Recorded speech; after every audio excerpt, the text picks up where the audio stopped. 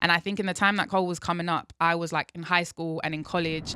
I find it so satisfying almost when you meet someone and they are who you really think they are or what they put out in their music. And Cole is definitely one of those people. Big Boy's Neighborhood, beautiful day in the neighborhood, Yes, ladies and gentlemen. It is a pleasure Yes. to have this queen back in the neighborhood, and that is LMA. Welcome back. Huh? Thank you for having me. And we were just talking about this off air. You smell amazing. Thank you. Now, So you know what? good. Let me not do I'm this, because jealous. now everybody's going to want to come up and start smelling you. Then you're going to be obligated to this scent every day. I mean, know? I kind of wear the same thing every day. Yeah. Hey, man, you're one of those, works. like, if I went somewhere else and I walked in, I'll say, LMA's here. LMA. I got a homeboy of mine. When I walk in, I can smell his breath. I'll be like, oh, yeah. You know he's there. Yeah, I'll be like, such and such was here. You know what I'm saying? But that's not a good. But my you know way what? is a good way. It lets me know that he was there, though. Yeah. You know what I'm saying? You guess. you gotta look at the positive in it. You know. So how has it been since with all the success? Like, what was your the so-called pivot downtime like when it came to like COVID when we all had to sit down? Were you working? Yeah, I was making the album, so I literally kind of needed it, to be honest. 2018 was obviously like such a huge year for me, and then even 2019 I toured literally for the whole of 2019. So 2020 I came off tour in January, and 2020 was always supposed to be like a recording year for me. So it wasn't like anything actually changed that much when everything went into lockdown, other than the fact that some studios were open, some studios were closed, so I kind of had to work around that.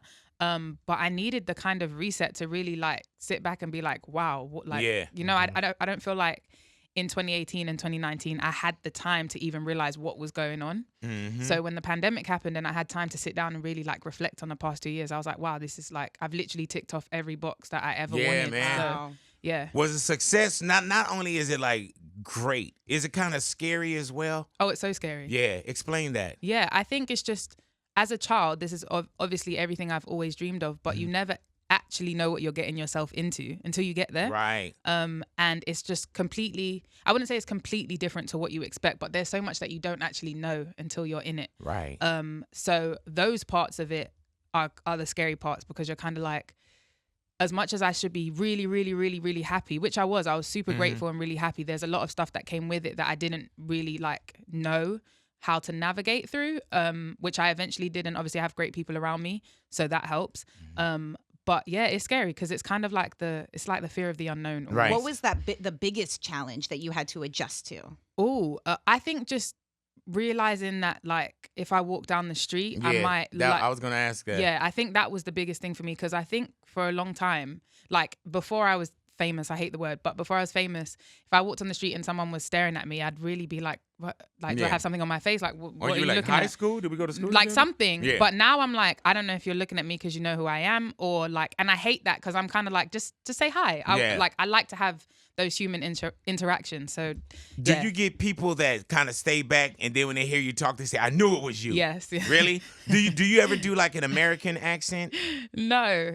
Because that would Really? throw them off. I think the last time I came here, you was telling me that Hey, my man. accent was fake. Yeah, you know, I got in trouble for that. Really? Oh my God, I was gonna bring that up, man. Oh, Did- man. by Yeah, who? dude, when I first came in, and I know that your accent is real. Yeah. And I said, LMA, drop the accent.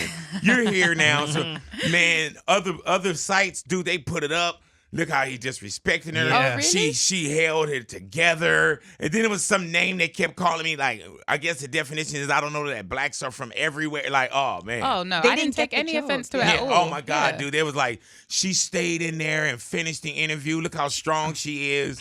I mean, I'll take it. Yeah.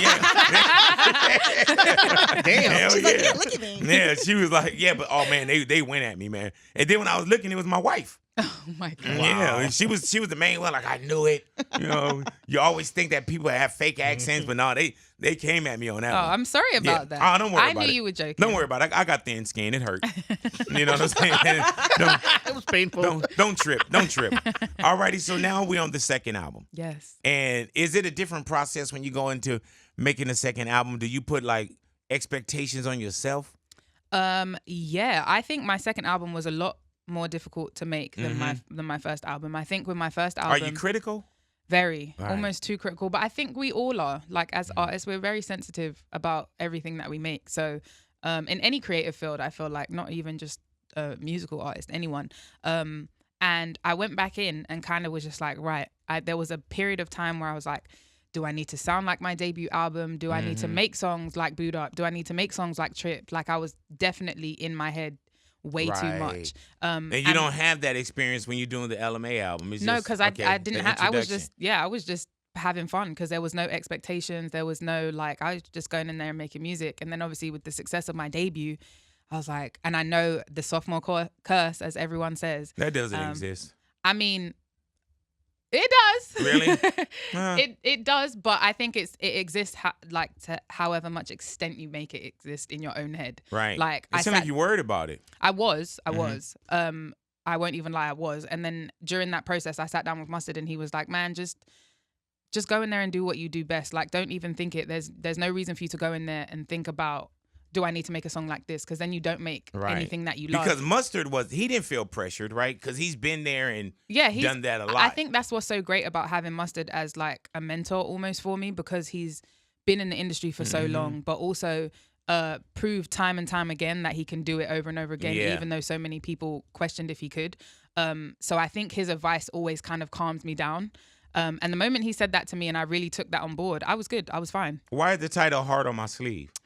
Because I wear my heart on my sleeve. Really? Yeah, I do. You can hear it in the music. Yeah. But personally, I guess that's you creating. So Heart on My Sleeve. Yeah, I think just like in the 2 years that I was making this album, it was really just like my life in real time.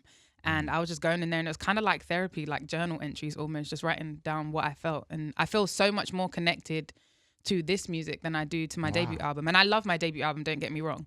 But I think a lot of that was me just trying to figure out what I wanted to sound like, what I wanted to say, how I wanted to come across almost. And this was really just like, this is how I feel, and this is what it is. With Heart on My Sleeve, and I'm not prying, but were you in a relationship, out of a relationship? I was in and out. Oh. Yeah. Man, did the other person make an album too? No. Oh, damn. Capitalize. You know what I'm saying? But is that therapeutic for you to be able to sit down and create? Yeah, it was it literally felt like I was in therapy. And it wasn't like, even though Heart on My Sleeve sounds like it's a super emotional, like almost like a negative. Right.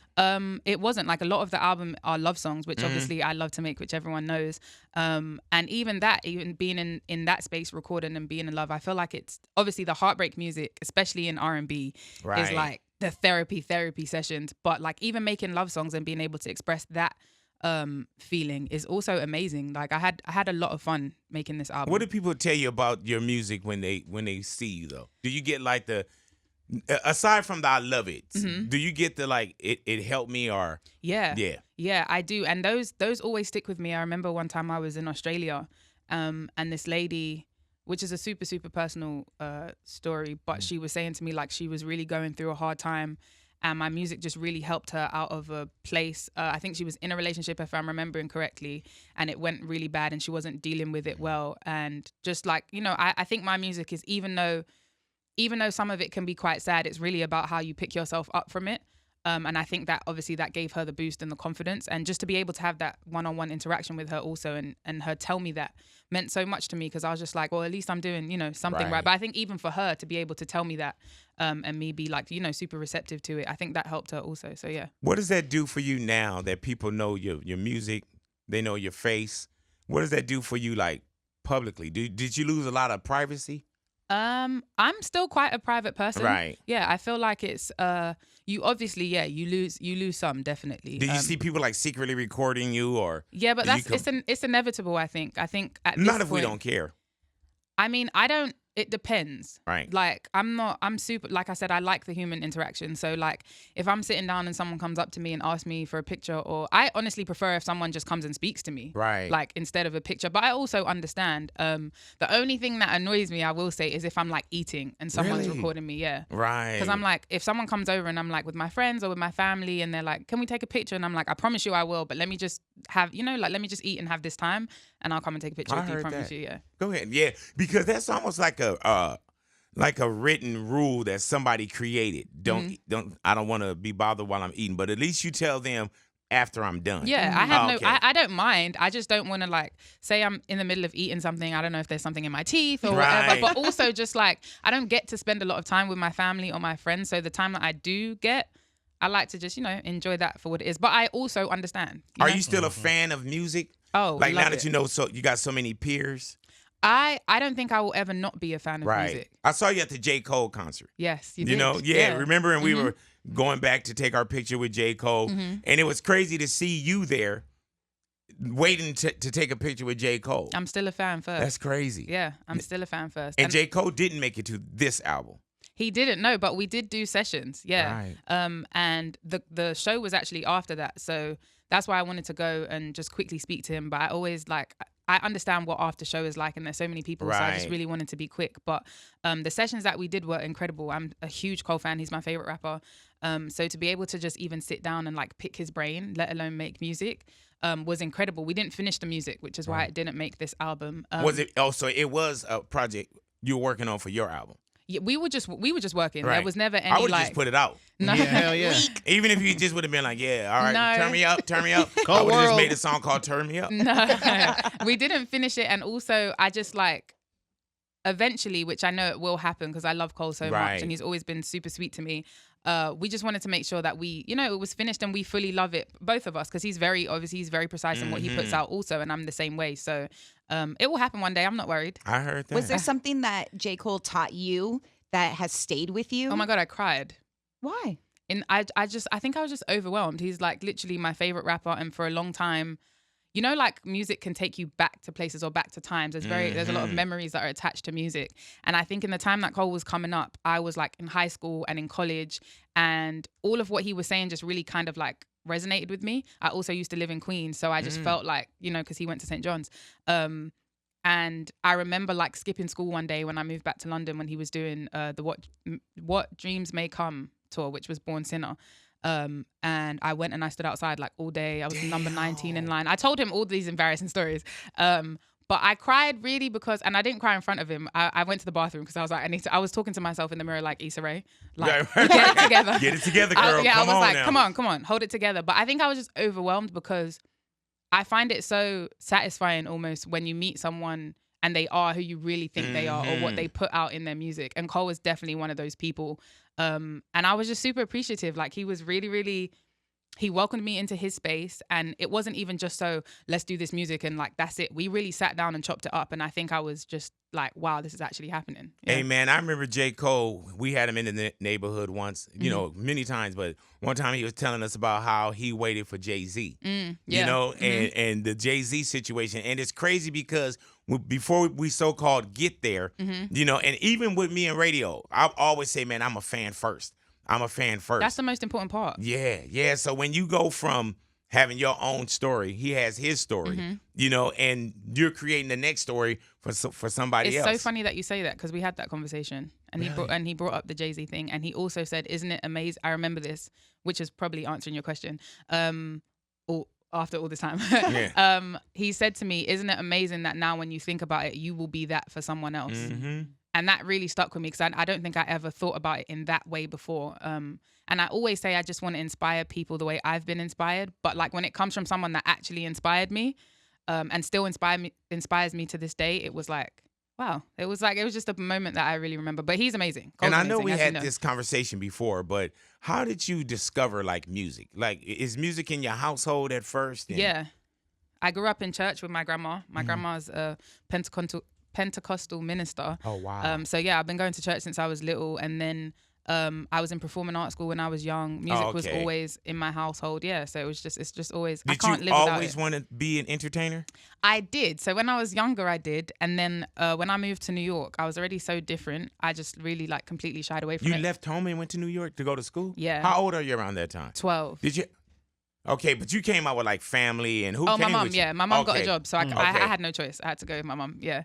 But I was already like, I had an accent. Everybody wanted me to speak, and it was like super, super different for me because I was so used to my bubble in England. And being 12 years old and moving somewhere, you're also like getting to your teenage years and trying to figure out life as much as you don't know anything then, but you think you do.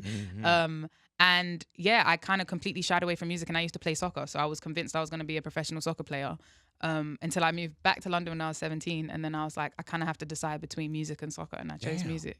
Hey man, what did Latto do before? She was telling us She about raced cars. She raced cars.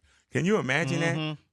Me, a soccer player. Yeah, be like, man. A car racer. Did you see LMA last night? She got the killed goal. it. Yeah. She did. Yeah, then she'd take her shirt off and slide. Yeah. Believe that. Man, my throat is getting horrible. Uh-oh. You know what I'm He's saying? tested, don't worry. Yeah, I'm tested up, though. I'm tested up. If it was the other way around and it was me who came in here with a sore throat. What? I wouldn't be here. I know what I do. You know what I'm saying? I got tests all around here. I don't know what you do. You know what I'm saying? No, I'm good. I promise you. Really, though. Have you had COVID? I have, yes. Really? Mm-hmm. I had it. What was that COVID like for you? Luckily, I didn't have it super, super bad. I had it the later part of right after Christmas going into the new year. Of 2022? Yeah, okay. I feel like that's 21 into 22. Yeah. I feel like that's when a whole bunch of people got Yeah, it. man. It It was was the super people that were contagious. saying, man, I dodged it for 2 years. That was Yeah. me. Yeah. I was like, I'm not gonna get it. Like, Yeah. I haven't had it for 2 years. Blah blah blah. Next thing you know, and the first 2 days I was like definitely sick. I had a fever and everything. But after that, it was kind of just like a cold. I was quite lucky. I didn't have it bad. Did you miss when we were on sit down for when the pandemic was going on across the world? Did you miss people? Did you miss and I know that you toured for the longest, but did you miss that interaction? After a while, at Yeah. first, I kind of think I was appreciative of the fact And that we I could didn't be know by how long it was myself. going to last. Yeah. We were like, oh, man, I'm chilling. I remember You know? the first 2 weeks when all the toilet paper was gone Yeah, out of man. and everyone was like, okay, yeah, in 3 weeks this will be done. Yeah, man. And then a year went by, 2 years went by. We're like, how are we still here? Yeah, man. Yeah. So are you about to go back out on the road? We know you're doing things, but Yeah, I'm definitely going to tour this album. We're sorting it out right now. I don't have any dates yet, but I feel like it will be a disservice to how hard I worked on this album to not tour it. So yeah, that's my favorite part of all of it is tour. So I'm excited to now get there's back about on the road. 15 songs on the album. Correct. How many do you create to pick 15? This album process, I did almost 80. How do you pick your babies and It's the hardest. and It's hard. push away and Mhm. I mean, what we did this time was all of my team, we all had all of the music. We all wrote down our list. you got a good team because nothing leaked, huh? No. And man, even with No. Mustard, I was like, come on, man. They don't play. Mustard's Yeah, like, mm-mm. that's dope. No. Yeah, we sat down and had a big whiteboard and kind of everybody wrote down their favorites and we tried to piece together which ones were consistent. But the hardest part about this is that everyone had different favorites, which is an see? amazing problem to have. Yeah. That's amazing because that means that there's not just one song and the rest is just album cuts. Do you know what I mean? But in the same time of trying to figure everything out, it was back and forth, just yes, no, yes, Yeah. no. It took a little while. But When we do you got there know in it's the end. done? I think it's just a feeling. Yeah. Yeah, it's just a feeling Do you know it's a feeling or people try to separate you from it? Come on, LMA is done, huh? Put it No, out. actually, to be fair, I'm probably the first one to be I think it's done. Okay. And then Mustard will be let's see. My manager will be let's see. We'll go back in, try and recreate or whatever. But then I know it's done when we all agree that it's done. How is it working with Mustard, in the studio? Amazing. He's Really? we just have a super our musical synergy is just so amazing, and it's been that since day one, which is why I think it's worked so well for both Yeah. of us. And yeah, he lets me have creative freedom. He's super chill. He will tell me if he doesn't like something and I won't get offended, and vice versa. If I'm not really feeling something or I feel like I can't do it justice, if he plays me something, I'll be and we'll go. And no feelings are hurt. No. Oh, because everything Yeah. I think I do is genius. You know? No. And I'll be like, thank you, honey. I appreciate it. I mean, but if you think it's genius, then it doesn't really matter what anyone else tells you. It's There still it is. genius. See what I'm saying? Yeah. Yeah, so that's what you need to do with Mustard on the next album. You're like, I love this. I love I know, it. and he'll give me that. Even Right. if there's something that I really, really love and he's not super sure about, he'll give me one or two, you know what? This is yours at the end of the day, so Right. go ahead. But for the most That's part, even scary. When somebody this is yours at the end of the day. Okay. Because then if something goes wrong, it's Yeah. all on me. Yeah. Yeah, that's one of those wait, hold on. Let's listen again. Let's listen one more time. With Yeah. the success, is there anything that you treated yourself to? I mean, I don't know. I think there's a bunch of stuff. Did you buy a car, Uh, house? Mustard bought me a car. Mustard and my manager bought me a car very What did they early. get you? A G-Wagon. I've had that Damn. for years though. Yeah. That's a hell of a gift. That was yeah, and I was upset because remember how you were asking me because I'm private and they posted it on Instagram. This was years ago. Years ago. yeah. And I was like, why would you post my car? I don't want anyone to Like know I gotta roll these anything. streets, and License even now, it's even more dangerous Yeah, now you with gotta- everything that's going on Yeah, you out gotta here. be careful. That was definitely that was years ago. But I don't know.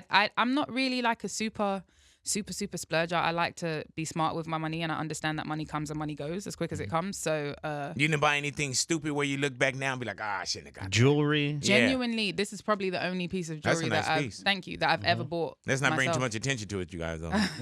You know what's going on out here. I mean, I don't. Yeah. Yeah, and this interview is pre-recorded, so you can't see her downstairs. You know, believe. Go ahead, love. You know, you've had, like you mentioned that you worked really hard for 2 years from this success, and you were all over the world. You had so many great moments. You win awards. You go to special performances. If you could go back to one of those moments just to relive it one more time because it happened so fast. Yeah. There's so many. I think when I won my Grammy. Yeah. And it was like on the pre-show, so we were actually in the Sprinter on the way to the Grammys when we found out that we won. You heard it like you didn't know. No, you right just before, heard you won a Grammy. Right before we went on the carpet. It's the pre-show and it's televised, so we had it like on the iPhone. It was me, my mom, Mustard. We were all in the Sprinter. And Mustard was like, maybe we shouldn't watch. And I'm like, no, we have to watch because what if we win? And he's like, but what if we lose and then we go on the carpet? Oh man! I was like, no. I was like, no, we have to watch it. So we watched it, and luckily we won. And then we went on the carpet and we're like on cloud 500. Wow. Like, yeah. What does that feel like when you hear that you won your first Grammy? It was so surreal. Yeah. Like when my name was announced, I was just like, I literally felt like I was dreaming. I watched that video back a lot, like, because we have a video footage of it in the Sprinter. And it kind of just takes me back every time. But it was really surreal. Like my mom almost cried. And I was like, hold it together, like get it together. Yeah, you're gonna make me cry. Yeah. But it was surreal. It's just something that I've dreamed of all my life, and then it came true. And so early in my career as well. All right, hey, so don't F me up. Yes. Where does that energy come from? Right here in my heart. Right, yeah, don't F me up. I'm a Scorpio, as I say in every interview. Everyone's probably tired of me saying that. But you are a Scorpio. I am, so yeah. So you'd I'm not be lying. if you know what I'm saying? If you say I'm a Leo or Virgo, we're like, nah, dude. I think I'm a very direct person. Like I say how I feel. I put my cards on the table. I have no shame in that. So that was really just about being in a situation where I didn't want to get let down. And that's just the way it came out. Yeah. And I think that's another one of those songs that is for other people as well. You know what I'm saying? It's like sometimes we don't know how to put things in words. And we were like, yeah, just listen to this. Yeah. Or, you know, and now that's like where people really start to use it even more. So like, don't fuck me up. You know what I'm saying? That's the greatest thing about music, though, I feel like. Right. It's just like, it's so relatable, no matter if my situation and your situation is different in the way it happened. But like the sentiment and the main moral of the story, we both relate to. And I could be here and you could be in, I don't know, Australia. You know? Is it crazy how wide the world is and how many people you affected? Like, yes, you've been all throughout Asia. Yeah, the Asia was when it really hit me. Like, whoa, like damn, I did this in a studio somewhere, and these people really know my name. Yep. And in some places it may be a language, barrier. I think that's why they feel it. I think that's why Asia was like such a trip to me, because I started in Japan. And they love different out there too. Yeah, you would think I was from there, but also the language barrier. We had a translator.